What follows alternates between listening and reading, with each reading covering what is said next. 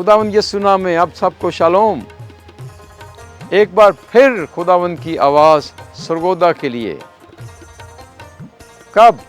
25 अक्टूबर बरोज़ जुमा शाम 7 बजे। कहाँ पर? चक number 79 Saint Peter and Paul Catholic church में।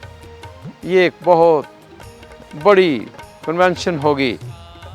खुदा के बड़े बड़े कामों को आएं और देखें, रिसीव करें उसकी बरकत, उसके जलाल से भर जाएं, उसके पाक रूह से भर जाएं, बड़े बड़े मौजज़े पाएं। यूट्यूब के ज़रिए देखें और दूसरों को भी शामिल करें इस कन्वेंशन में। अगर आपके रिश्तेदार वहाँ पर हैं तो उनको ज़रूर इतला दें, हाँ, कि यहाँ पर कन्वेंशन है 25 अक्टूबर को शाम 7 बजे बरोज़ जुमा 79 चक में, कैथोलिक चर्च में, 79 चक सेंट पीटर एंड पॉल 79 चक में।